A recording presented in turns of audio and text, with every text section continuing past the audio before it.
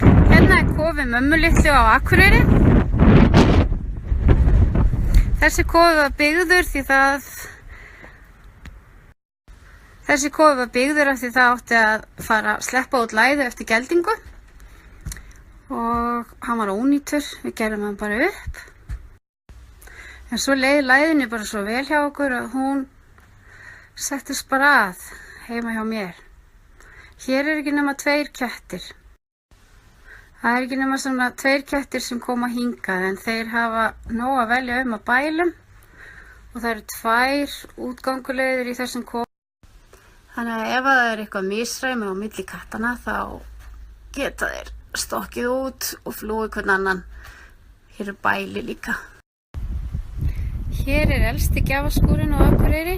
Þessi skúr var byggður á gömlu manni hérna í bænum og svo gerðum við hann upp. Kettirnir bíða oft hérna bakvið eftir okkur. Það enginn hér núna samt.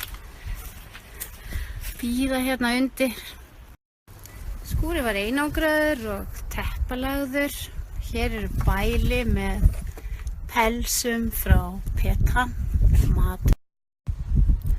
Það líka bæli hérna. Þarna inn í forstofu. Það eru bæli hérna með pelsum og lopapissum. Hér erum við komin á stærsta gjafastaðinn á Akureyri. Kettirnir komast hérna undir húsið og inn í það. Hér fyrir bakvið svona sjúkraskýli sem við notum samt annars bara til sem bæli þess á milli. Það notað stundum ef það hlýtt til að hýsa ketti eftir geldingar. Þannig sjáum við stólinn hans Villa en Villi býr hér. Villi gæfur villiköttur. Annars geta það legið hérna á ýmsum stöðum. Það ansi mikið notað. Hérna eldhús villikattana sem hafa verið teknir inn. Hann Virgill. Hæ Virgill. Margir kettir sem koma hérna að borða og þeir geta farið jafnvel upp. Það eru nokkur sem fara þangað. Komum við hérna að borða á kvöldin. Í mati núna hakkað hrossakjöt. Ég kaupi ódýrt hakk hjá B. Jensen. Ég kaupi mest inn sjálf en fæ stundum gjafir.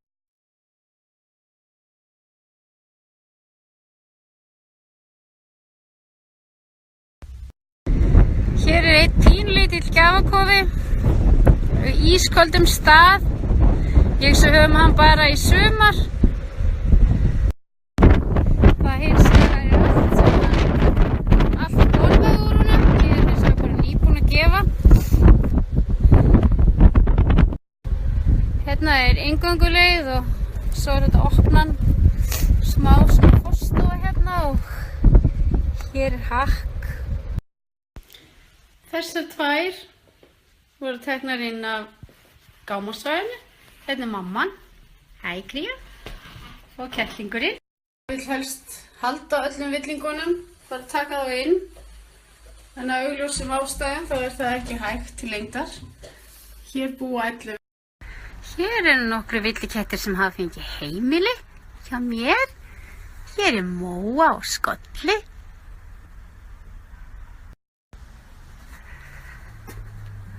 Hérna einn kettlingurinn hennar Kríu og hér Kría. Kría læða sem fannst upp úr gámasvæði en sem gæf, hefur einhvern tímann átt heima einhvers staðar. Við tókum hana inn áramótin með 5 kettlinga og 4 fengu heimili og þessi fekk að vera eftir hjá mömmu sinni. Það var svolítið mömmu stelpa. Skolli.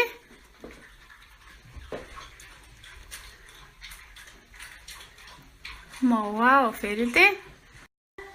Hérna var Virgill. Þetta var víst Lóa sem við sáum uppi. Þessi fættist úti í bílhræi. Hér Gló. Hæ Gló.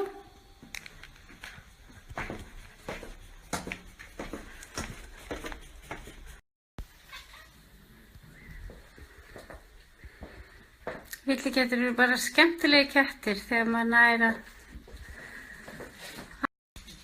Hér er hún Lóa upp á ísskáp.